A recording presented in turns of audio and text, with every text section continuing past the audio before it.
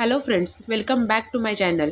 रुहीज किचनमध्ये स्वागत आहे. आज एक मस्तपैकी उसळीची रेसिपी शेअर करते. मटकीच्या उसळीची रेसिपी आहे, त्याच्यामुळे व्हिडिओ शेवटपर्यंत नक्की बघा, अजिबात स्किप करू नका.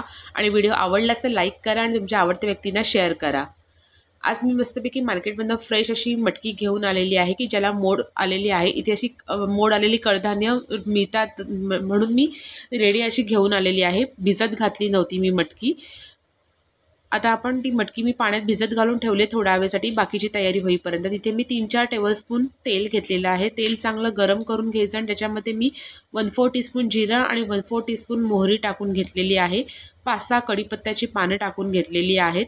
ते छानपैकी तडतडलं की त्याच्यामध्ये 2 मध्यम आकाराचे कांदे आणि 1 मोठा टोमॅटो असं बारीक चिरून आपण तेलावरती परतवून घेऊया.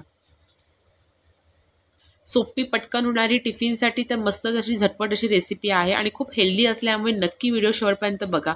चवीनुसार मीठ टाकून घेतलेलं आहे. सगळं मिक्स करूया आणि झाकण ठेवून कांदा टोमॅटो आपल्या छानपैकी शिजायला मदत करूया.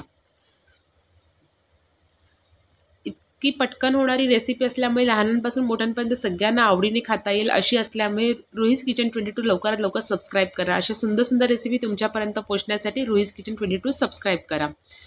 आता कांदा चांगला शिजलेला आहे. त्याच्यामध्ये आपण 2 टीस्पून गरम मसाला टाकलेला आहे. 1/4 टीस्पून हळद टाकलेली आहे. 3 टीस्पून लाल तिखट टाकलेलं आहे. सगळे मेजरमेंट डिस्क्रिप्शनमध्ये आहेत. आता हे सगळं आपण व्यवस्थित असं मिक्स करून घेऊया मसाले कांद्यावरती. आणि आता जी मटकी आपण पाण्यात ठेवलेली होती म्हणजे धुवून वगैरे व्यवस्थित अशी पाण्यात ठेवून दिली होती, कारण कधीही कडधान्य बाहेरून आपण आणलं तरी ते असंच धुवून घ्यायचं कितीही व्यवस्थित स्वच्छ असलं तरीसुद्धा. आणि ते आपण सगळी मटकी आता त्या कांद्यावरती आपण मसाल्यामध्ये टाकून घेऊया आणि सगळं व्यवस्थित असं आपण मिक्स करून घेऊया.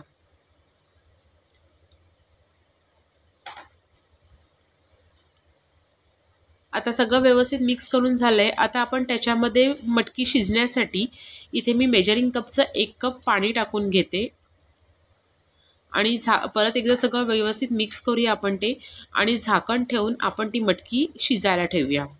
अगदी पटकन होणारी रेसिपी असल्यामुळे जास्त वेळ लागत नाही. अगदी 10 ते 15 मिनटात मटकी छानपैकी शिजते.